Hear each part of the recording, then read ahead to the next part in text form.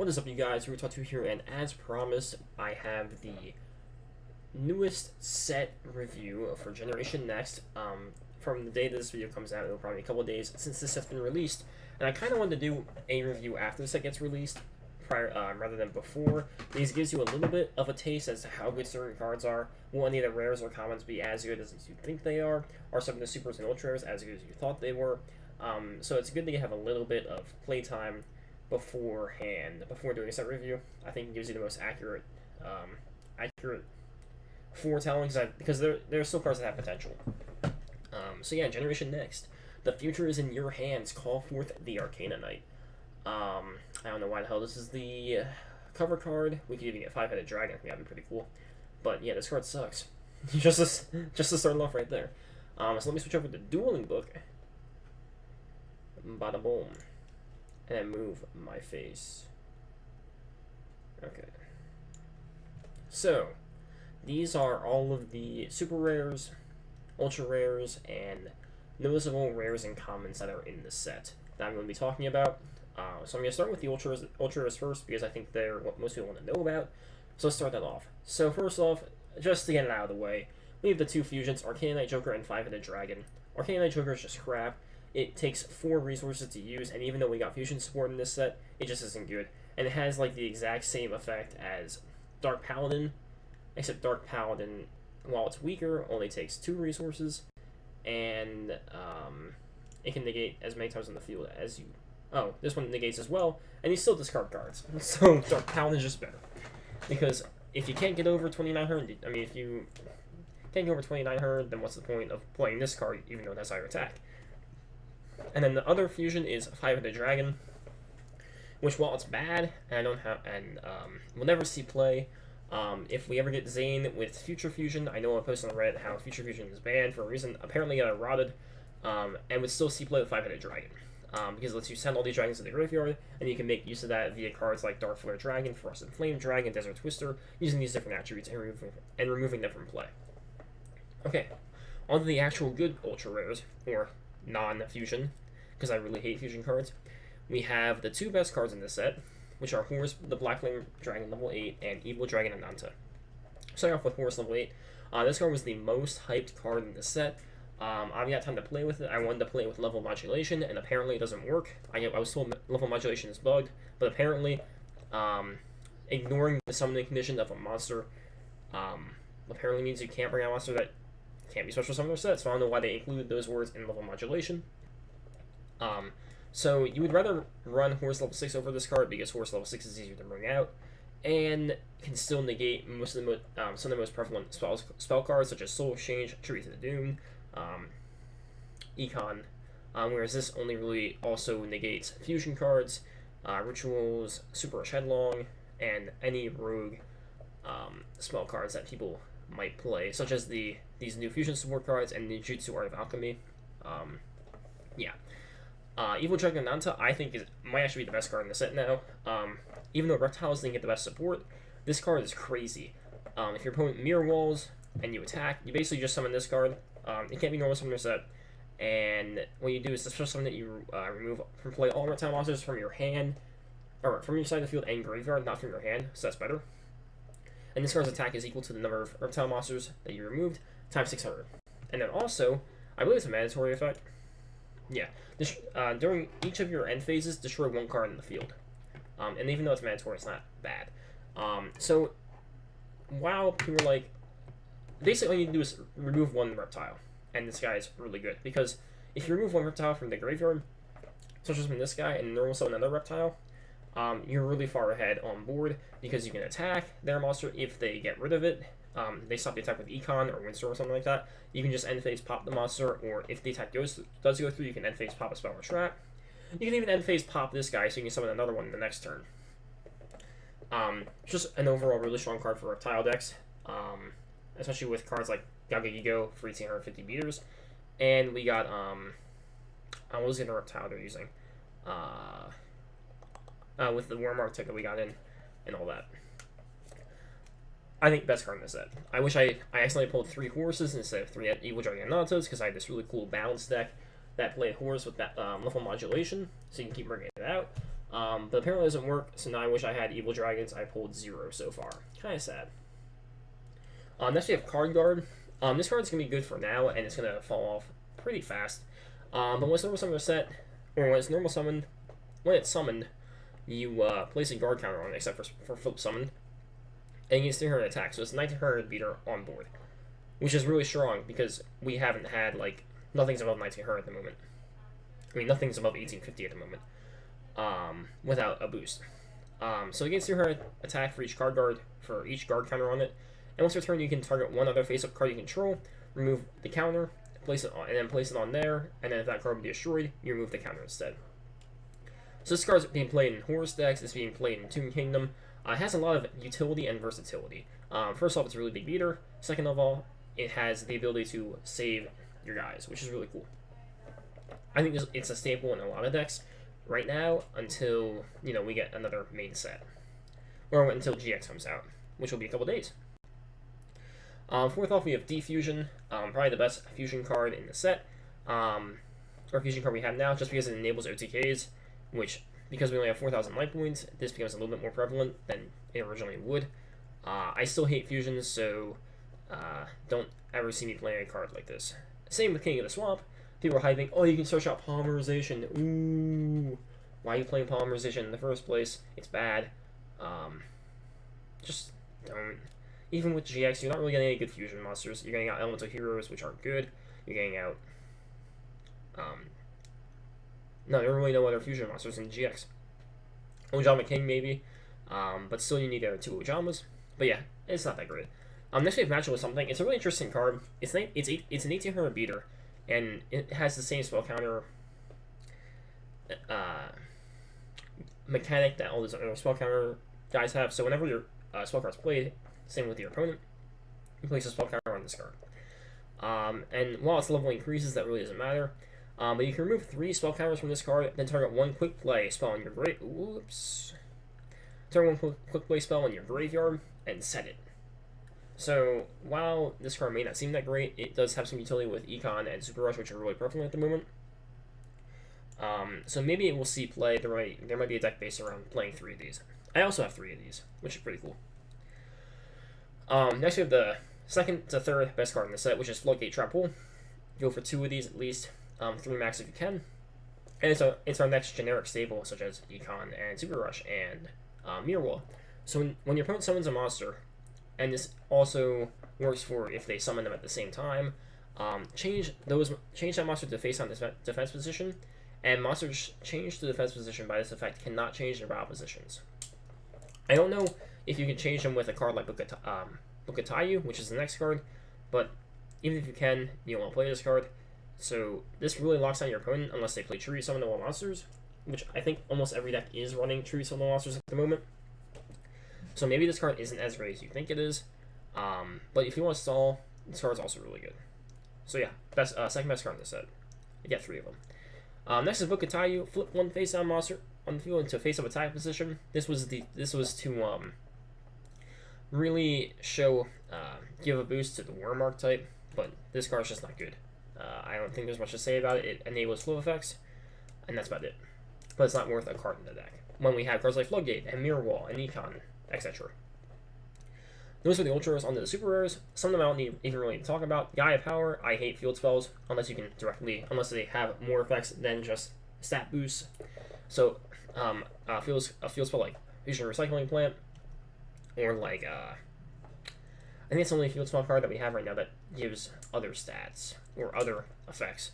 But yeah, just flat stat bonuses unless you're playing the skills like P Performance or Yumi or Yami. It's not worth the resources to play for the stats that it gives. Next we have Flame Tiger. A lot of people are playing this card and I really don't like it. Because I hate giving up a draw through your draw phase. People are playing this in Hazy Flame Sphinx along with Canine Tar. I actually just realized you play it so that you guarantee your Sphinx summon the next turn, but even then I think you can play Yaksha and get away with it better than this card. I think Yaksha will see play over this later on. However, the better card is Canine Tar. Basically, this guy is like 1900 all the time, and he enables you to get rid of cards from your deck that you don't like. You can get rid of Phoenix. You can get rid of this guy from your deck. It's a special summon him the next turn, and then summon Sphinx. It just lets you get rid of bad cards from your deck if you need to use them in the graveyard. And he gets a boost. I really like this card. You should play 3 of them in every deck you're playing it. Really good card. Next we have the Better Horse. Horse Shine level 6. It's alright. It's the Better Horse from level 8 to level 6. I'd play it if you're like, it's a fine deck to play around. 2300 though is a bad stat for decks because we're playing against a lot of 2400 stat guys like Red Eyes, Ninja, and Phoenix. So it might be tough to keep on the field unless you have it properly protected. But yeah, I think it's a cool deck to play around. Damage equals Reptile. It's not that great of a card because it determines what battle damage you take. So it's not even a direct attack. So you do have it has to be battle damage you take between the Reptile monster and your opponent's monster. It's not really something anything of value with this card unless you're playing Worms, but Worms like to be face down, so it's really counterintuitive. I don't really like this card at all. Next 2 cards I really like: BES Tetran and BES Crystal Core. Since we do have Soul Exchange and we do have Mausoleum of the Emperor, as well as Streamworn, and cards do that work with tribute summons, I think both these cards are really strong. Tetran over Crystal Core, being able to just pop spells and traps whenever you want, and the ability to switch battle positions, as well as the effect to not die during battle, to get around Phoenix and all that stuff so you can blow up the next turn. Really, really strong, as well as Bandit Key Sleight of Hand to get 7 completions on them, and cards like, what was their card I was going to run? Machine,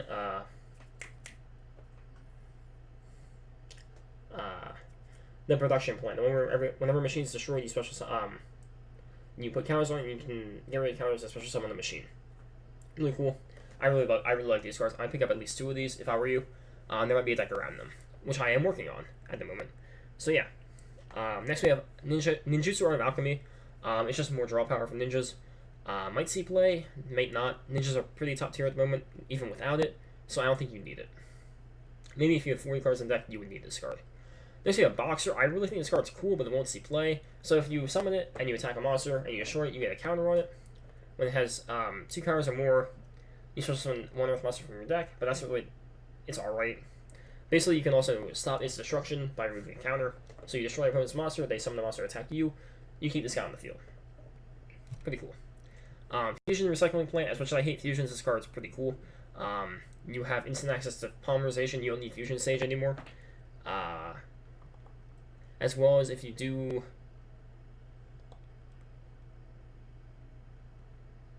Oh, actually I really like this. I thought it had to be the turn you fusion summon. So during each of your end phases, you can target 1 monster in your graveyard that was used as a fusion material monster for. Oh, it was. I just don't like this card. It's a really good card, really resourceful, but fusions suck. I don't particularly like them at all. But it's a cool card. Next we have Typhoon, the Better Twister. Does the same thing as Twister, except you don't pay 500 life points, as well as you can activate from your hand if your opponent controls 2 or more spells or traps, and you control none. Pretty cool card. Will it see play? I'm not entirely sure. It's better than Wild Tornado because Wild Tornado can't pop field spells, so there's that pro to it. Next we have Null Mania Bug. Pretty cool, pretty good. You play in, I think you play in a lot of like Frog Monarch type decks. You play like 1 to 2 because it lets you deal with your opponent's field very easily. But other than that, this card won't see play. So that's the super rares.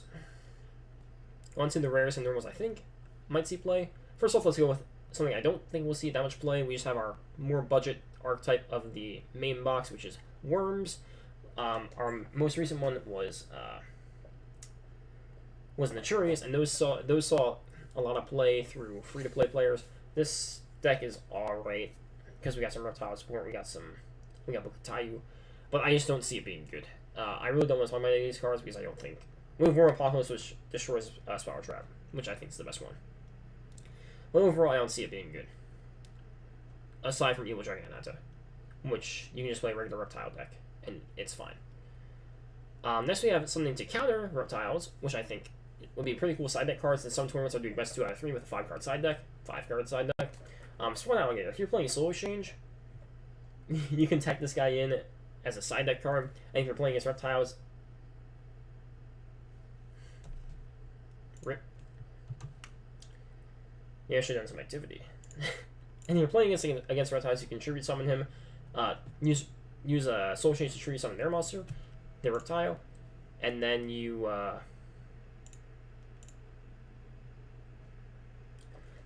just summon it back during the end phase, which is pretty cool. Oh no, it's not even during the end. Yeah, it is during end phase. So it might see some tech side decky situation where this card might be good. Next we have some more Ninja support. Ebisu and Aqua Armor Ninja. Aqua Armor Ninja not so much at the moment, but it could be better later. But Ebisu does see play right now at like 1. It forces spells and traps to your opponent because it bounces cards back. If you control another ninja, you can activate this effect. Return a number of opponent's spell traps to the hand equal number of ninja monsters you control. So if you're activating this effect, you can automatically bounce 2, which is already pretty good. It deals with tunes. It deals with any deck that allows, and it forces a response from your opponent, or else you're just gonna die. And it has a good booty, an 18 herd, so you can set it turn 1. Turn 2, you can summon a ninja, flip. They're probably gonna attack into this. So summon a ninja, use this guy's effect, bounce cards, activate transformation, and then just OTK them, which might be pretty good. This card's pretty hit or miss. Burst Rebirth, because we have such low life points, and I'm not one to usually advocate, caring about your life points because I played Venus. And at a certain point, though, you do get to the point where your life points matter. And at 8,000 life points in the TCG, your life points really didn't matter. You could play Venus. You could play this card's all over the play. You can play Exodia and play like Where Arf that, where you take 2,000 life points at the end of the turn, and not really worry about it. This card might see play later if we get cards like Battle Fader or something that can just defend us more.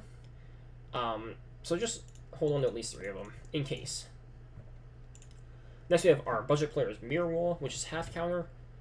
Mirror Wall is still better, but this card, I'm putting it in here for obvious reasons, because, if you're a budget player, you want this card. Next, we have Radiant Mirror Force. If for some reason we're in some form of Swarm meta where Mako comes back, and, everybody's spamming 3 monsters in the field, this card might see play until we get regular Mirror Force, if we ever get Mirror Force. It's alright. Just hold on to one of them, at most, as a tech card. And we have another cool card with Legendary Ocean, being in the card trader. Water decks got a lot more support. I only added this guy. We did get Yugioh, which is the 24 herd 5-star, which you can play with Legendary Ocean with no tribute. And this guy does the same thing. If you control a face-up Caesar monster, you can normal summon this card without tribute. But once returned, you can tribute one water monster to target one face-up card your opponent controls and destroy it. So you can just tribute this guy, you summon them on their Legendary Ocean attack, and then start your main phase. But yeah, just normal summon this guy, and then if your opponent stops your attack, or something like that, or, play something, you can just use this card to pop their card. So it's a pretty cool card. So that's my list of cards that could be good for rares and normals, and then my thoughts on the super rares and ultra rares. Let me know what you guys think. It was a pretty elongated video. I hate doing these types of videos, and I don't even think I gave that much information out. But yeah, because I'm very biased when it comes to ritual summoning and fusion summoning at the moment.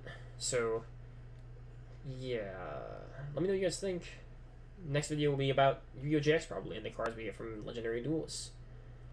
Okay. Leave a like, leave a subscribe, and then follow twitch.tv/Rebatwa2. I stream a couple days a week. But yeah, Rebatwa2 out, guys. Peace.